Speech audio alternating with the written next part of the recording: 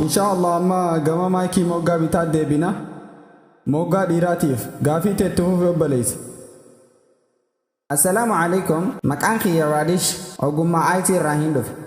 Gaafiin tiyyaa maaliif amantiin nageenyaaf taate? Maaliif amantiin? Maaliif amantiin nu barbaachise? Akka islaamummaa fakkeenyaaf ati islaamummaa irraa dubbatta. Obboleessi gaafii bareedduu gaafate. Maaliif amantii barbaadda? Akka islaamummaa yookaan ammoo amantii biroo. Obboleessa yooniif hubatte hiikaan religion yookiin amantii jechuu maali? Religion jechuun akka dictionary Oxforditti humna haalaan guddaa nama dhuunfatu. Rabbii tokko yookiin rabbiilee kan gabbarama haqa godhatu. Akka islaamatti jecha arabiffaan fayyadamame diin islaamummaa keessatti karaa jireenyaa jechuu. Saniifuu ati waliin gaafattu maaliif karaa jireenyaa barbaaddaa? Akkasuma maaliif hubachuu barbaaddaa? Akkuma dictionary Oxford jedhutti religion jechuun rabbitti amanuudha. Saniifuu maaliif rabbii hubachuu qabda? Sababni obboleessa akkanumatti hoggaa maashina harkattu. Yoo maashina harkatte tarii maashina xaxamaa isaa wajjin qajeelfama harkaa argatta. Mee gaafiin si gaafadha maaliif qajeelfama harkaa barbaadda?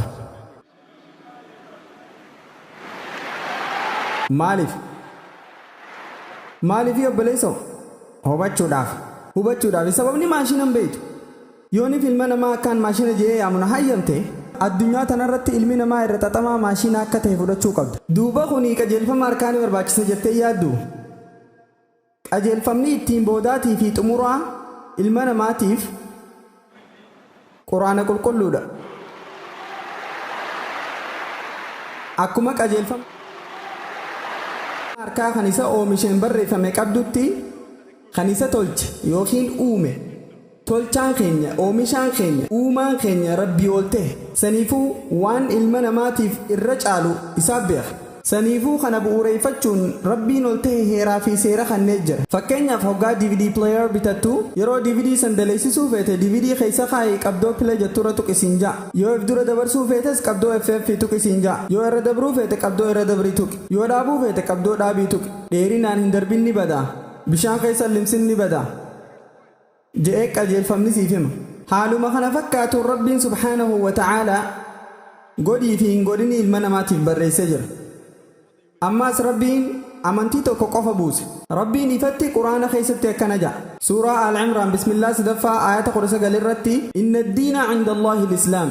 Amantiin takkittiin qeebalamtuun Rabbi biratti Islaam. Garuu akka yeroon dabartuun hoggaa rabbiin qajeelfama ergu hunda qajeelfamni yeroo dabartu keessatti jijjiirame.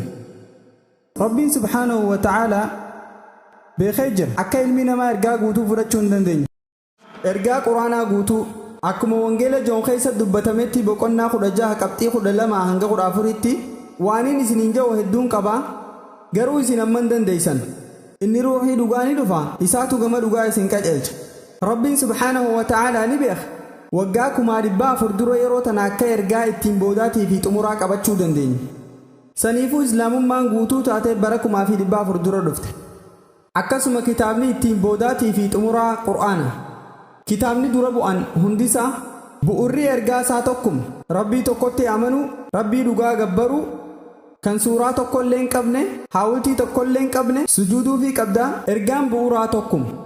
Sababaa jijjiiramni kitaaba keessa jiruuf rabbiin ol ta'e kitaaba ittiin boodaa Quraana buuse. Rabbiin Quraana keessatti kana ja'a. Suuratul Hijr boqonnaa 15ffaa ayata 9ffaa keessatti anaa Quraana buusee anaatti ifata.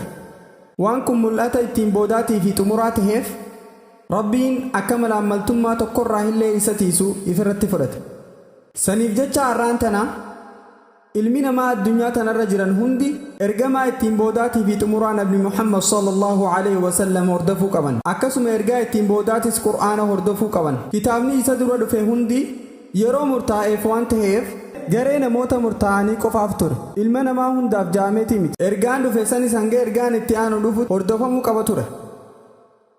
Rabbiin ergaan san akkaanii fi tiifamu hin gaafanne. Hoggaa kitaabni ittiin boodaatii fi xumuraa buufame eega kitaabni biraa ka dhufu hin jiraanne tiisuudhaaf ifirratti fudhata. ammas musliimoota yookiin araboota qofaaf hin dhufne ilma namaa addunyaa tanarra jiru hundaaf dhufe. Bakka feete jiraattu Indiyaa, Paakistaan, Saudi Arabiyaa, America, UK, Canada, ilmi namaa addunyaa hundi kitaaba ittiin boodaa fi xumuraa hordofuu qaba. Akkasumas ergamaa ittiin boodaa Nabi Muhammad nagayaa fi rahmanni isarratti haa jiraatu.